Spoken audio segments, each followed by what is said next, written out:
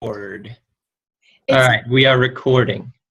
it's a little delayed. It's been delayed since you hit record on your end. Is it still Okay. delayed when I'm talking? No. Ready to go. Are you unrecording? Yeah, it didn't work because it was requesting something from the host. So, oh no, wait, it is recording. I'm gonna take it off. That's probably why. Good. It's recording. Meg will enjoy this first part. Should be good. Okay. Good? Yep. Okay. So I think this is the last of the meetings. I've met with every clinic. Now that everybody's used to using photo, we can troubleshoot a little bit. So I just want to troubleshoot any issues that clinics are currently having. Talk about the discharge process, because that's the single most important thing to make sure we're actually discharging patients. And then talk about what the data looks like and what our key benchmarks will be looking forward, so that everybody knows what we're actually doing with it. Sound good? Yep. So first, open questions, any issues you've been having so far. I know Meg got in touch with me just this morning, so I already emailed her.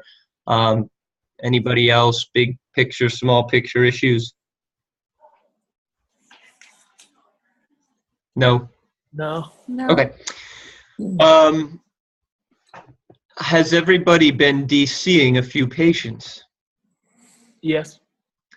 No. No. All right. Well, we will look at those numbers in a second. So I'll say where you can actually look to see that. Other than that completion rate gauge, the most important thing from this meeting is that each clinic has a way to regularly review their patients who need to be discharged. So the three options are the patients who don't come in, and actually I'm going to do this screen share here.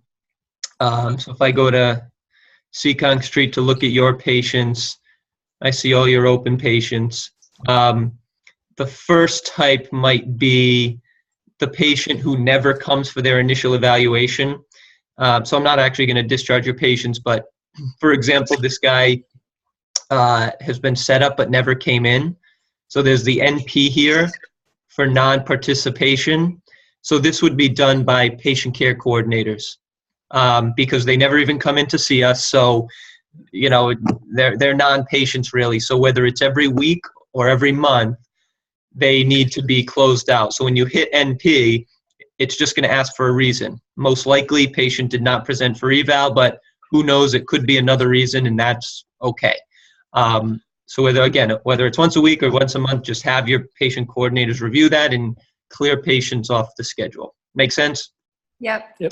And then are the patients who have come for their initial evaluation, and they'll fall into two categories. There's those who come for the eval but never complete a survey, and then those who are complete patients who have completed at least one survey. So if a patient comes in for their intake and then doesn't complete a survey and drops off for whatever reason, we need to recognize that at some point, whether it's the end of the month or however your clinic does it. And in those patients, when we go to close them out, we hit close. And again, it just asks for a reason. It's saying why. It says close episode, no status reason, and it's saying what's the reason, and it gives you options. So most likely, self-discharged, reason unknown, right, if the patient fell off the schedule. But it could be self-discharged, financial reasons. It could be patient was hospitalized, scheduled for surgery. Whatever the reason, just put it, and then they're off the schedule. Okay. Dave, just back up. Where did you find that? Where did you do that out? See how it says close right here? Oh, okay. Yep. Now, this is where I'm under open episodes and I see all these patients, and it gives you the option here. You can either add a survey, close, but there's multiple places to do this. So if I actually clicked on one of the patients themselves, I can go down to these episode details and I could close the patient from here too. Like you can always do it on different screens. Right. All right. So those are the patients who haven't done at least one survey. Then there are the complete patients, and a complete patient is anybody who's done the intake and at least one survey. Even if they do the survey and then drop off, they're still complete because we have some data on them. So again, if somebody's just still being treated or is going to come in for a long-term follow-up, then of course you don't have to discharge them. But if you look after a while and say, all right, this person's done, then when you hit close for a complete patient, it brings you to the discharge page. It asks interruption days. That's just if the person, went on vacation for a month or something you want to factor in. Really, the days of the treatment aren't that important. But if the person went away for a specified period, you can put that. The last day of treatment, the last visit date is, of course, important. We would put the number of PT visits right here. We don't need the hours or anything, just the number of PT visits. If we go down, there's staff utilization. We're tracking what percent of the treatment was a PT versus PTA, because we could look at that data later. One thing to remember, you actually have to put 0 into the other fields here or else it won't let you go on, but it's just a small thing to be aware of. Couple questions about compliance and effort, and then who discharged, right? If it's you saying you're all set, then of course it's you versus somebody falling off the schedule as the patient or physician, etc. When you hit discharge, they're officially done. Sound good? Excuse me, when you go down that self-utilization, it says PT, for aid, the aid, so that's Pat? Yeah, good question. Don't worry about that. Okay. Yeah, good question, because we really just want to know, you can look in the patient's chart and see that out of 10 visits, 5 were me and 5 were Jamie. So down the road, we could look at how, what kind of outcomes we're getting depending on the utilization, but don't worry about the athletic trainers or aides. That would just, Okay. That's okay. Good question though. Now that being said, once a patient is discharged, and this is new information that I just realized recently, but when a patient is discharged, they can actually be reopened, which is kind of important. And I wish I had known it earlier, because if somebody is discharged and they leave for a week, but then they come back and say, yeah, my ankle's still bothering me, we can actually just reopen that same episode. If it's the type of patient who you're just making this another follow-up visit, they don't need a new eval, then just keep treating the same episode. So that would look like this. For example, this patient's been discharged. I don't know who's clinician 25. Me. Cool. All right. So this person's discharged. They did fine. They obviously did an intake and a status. But if I go to what episode they were being seen for, it takes me to the episode details. And if I hit edit reopen, it takes me to the discharge screen and gives me 2 options. So if this person's coming back to treat, then I would do reopen episode and clear responses, because that's going to delete all the discharge info and I can just treat them like they never left. The other option is if you deleted somebody but you realized, discharged somebody but you realized the information you had is wrong, so you can reopen the episode but keep all this discharge info. So that would be if you discharge somebody, but then you realize any of this info is wrong. It says Smithfield here because they were supposed to be eval, but really it was Seccong Street and we want, credit for that patient. Or the person is listed as being Paul's patient when really it was somebody else, so put it in as somebody else. Or who the payer was, or the number of surgeries, right? If they were a post-surgical patient, but they didn't say that in their intake, you can change that. Then if you put save, you can close it back down. So you can correct some information. Does that make sense? Yes. Okay, so we can reopen patients after they've been discharged. And on another note, if somebody misses their intake on the first visit, of course we want everybody to do it on their first visit, but if they miss that, we actually can do, you can still do photo on the second visit too. You can just change the visit number from a 1 to a 2.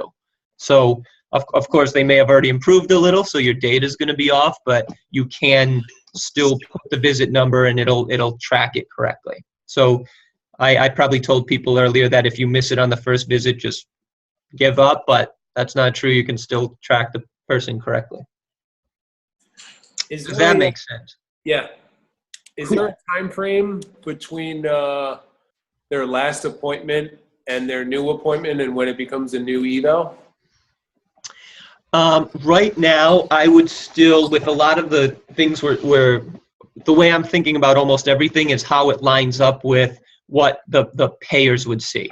Like, what would a Blue Cross see? So if the person's been gone for a while and you're now evaluating them again, then start a new episode. That's about to happen with me. I had a knee replacement. He was hospitalized, had like a revision, and that's going to be a new episode. I had to discharge the old, start new.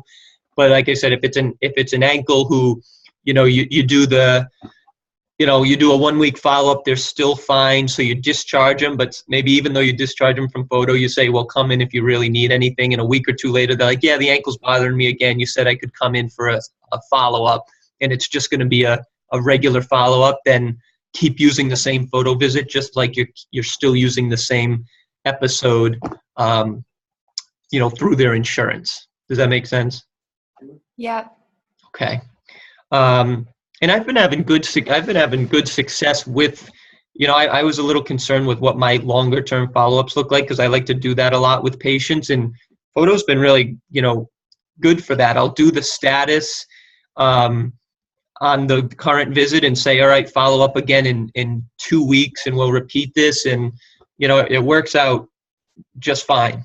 Or even some patients you can call in 2 weeks and email the status to them too, and then discharge them. So again, we just need a system where we don't go months and months letting patients pile up. And one time that's really important will be at the end of each quarter. So the last day of Q4 will be New Year's Eve, and everybody sort of has to get their completed patients in so that data can go to Q4. Because if you discharge the patient on January 1st, then we have to wait until the end of Q1 of next year to see that. So we just want it to be timely. And of course, if we're tracking things ourselves, right, we can always go to the gauge here, which is the percentage of patients. It's the number of discharges per the number of intakes you have just over the last 30 days. So it's a rolling average. Right, so you can see you've in the last 30 days you've done 20 discharges with a status, that is not passives, 20 discharges with a status versus 105 intakes. After these meetings, everybody's been creeping up because they've been looking through their patients and discharging. So the leader is Smithfield. Obviously, I'm here to kind of yell at people and stay on top of it. So we're up to 40 now. So you can see we're actually like approaching that national average. Like photo gives you that number. So we've done 46 over the last 115. So we're approaching that national average. But then even when sockets creeping up, they were at like 0 2 weeks ago just because they weren't doing any discharges. Ditto with, let's see where Mass Ave is. Okay, they were bad and still are bad after our meeting a few days ago. So we'll revisit that. And Douglas and Division are going to start to step it up because they're in that 3 to 4 week range where they should probably be getting some complete patients. So anyway, that's a way to track it, and we can always look at ourselves. I'm going to go back to Smithfield just so we can see mine. So if we click clinician activity, we end up seeing our own patients, and we can change the time frame, right? So I can look at the last quarter, last year, last month, but if I keep it on last 30 days, I can uncheck the patients who are just set up for an eval because that doesn't matter. I can uncheck discharged patients. So now, I could even uncheck the ones who haven't done a discharge. So now these are my patients over the last 30 days who have done at least one status and need to be discharged. So now if I look down, I can say, this person's still treating, this person's still treating, this person's still treating, but this person, I told to follow up if they needed it. That was a week and a half ago now. She's fine. Actually, it's about time I discharge her, right? So it's a good reminder So anyway, that's a way to assess your own schedule. Make sense? Yep. Okay. So here now, here's what we're actually tracking, and this is what I'm going to send Andrea the link like I already did. So clinic directors will get a link to their clinic info every month. And for these next few months, I'm actually also going to send links to the individual therapists so you can actually see some of this data as well, your personal data. You may not be able to see everybody else's, but you can play around with it. The two main categories are process and activity, which is basically looking at how you're using it, and then outcomes, which is self-explanatory. That's the outcome. So first, if we look at process and activity, and I go to activity here, this will show you actually like how many intakes we have, how many statuses, and we could, so this is everybody at performance, but what I could do and what Andrea will see is go right up, filter it out for Seekonk Street. And again, you always need to know what the range is, right? So this is just the last month. You've been using Photo for more than a month, but let's just keep it on the last month. And if I look here, let me get my drawing tool here. So if I look here, Rob has, Rob's the leader in the clubhouse. So Rob's done 6 complete patients just in the last 30 days. 11 have done a status, so they say need discharge, even though, you know, they might be active patients. That's fine. Paul's at 3 with, 15 have done a status, so things are flowing pretty good. Never mind there, that needs to be deleted. And then what's happening with Andrea? I see. Oh, all right, you've got some good. You've done a lot of statuses lately, so eventually those statuses will become complete patients. But you can also then scroll down and see, like, this is just a summary of your clinic. Make sense? And there's other tabs you can play with to look at this in different ways. Like you can see everybody the last month. There's another dashboard, but that's just your activity or process goals. So now's a good time to say that, and I'll skip to the outcome screen here, but the 2 key benchmarks we're going to be looking at, like I said when we rolled this out, they're not outcomes data. Like, we're not going to jump on people for not having good outcomes data. The 2 things we're going to track are called completion rate and participation rate. Completion rate is the number of patients who complete photo, so they do their intake, at least 1 status, and you discharge them, over the number of patients who come in for an intake, right? So it's just the percentage of patients who complete photo versus the ones who are doing it when they come in. That's your completion rate. And then participation rate is how many people are using it when they first come in for that first visit. So that's the number of patients completing a photo intake versus us looking at our own EHR report and seeing how many evals we did, right? So if we did 1,000 evals at performance the last quarter, technically we should have 1,000 photo intakes. Now, is it going to be that perfect? No, but that should be close to 100%. Whereas the completions we know will be much lower than that, right? If we have 1,000 patients complete photo intakes, how many should have complete episodes and be, have at least 1 status and be discharged? I mean, my short-term goal is to get right up to the national average. So give or take 50%, get there quickly, and then we can troubleshoot. But those are the key benchmarks. So here is, I'm going to look at all the data we have. So that it says the outcomes period is the last 12 months, ending in a couple months. So this is as much data we have for the whole clinic. And again, Andrea will be able to look at this, and the scorecard has all of performance's information. So if I'm going to draw something here, this is where the information from every report you get from a patient starts to make sense, right? Every report says what the predicted number of visits is for your patient and what the predicted functional change is based on their risk-adjusted variables. So here, first is number of visits, right? Of all the patients we've seen, and for right now, that's you know, we've done 1,640 photo intakes. 150 have been complete. So 150 have been complete. So our completion rate as a company is 9%, but that's going to continue to go up. All right.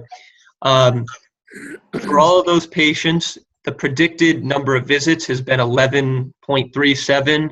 We've actually been, you know, finishing them in 7.66. Okay, so we're ahead of the curve there. What I've noticed recently, the predicted amount of functional improvement for all our patients has been 16. Well, we're getting them better than that. We're at 17. But just recently, I've noticed that that number has actually crept down. So here's where it'll start to get interesting. It's still too early, but even just a few weeks ago, we were actually like at 18 or 19. So we were way ahead of the curve. Maybe because I'm telling people, you know, discharge your old bad patients. The functional status average is going down.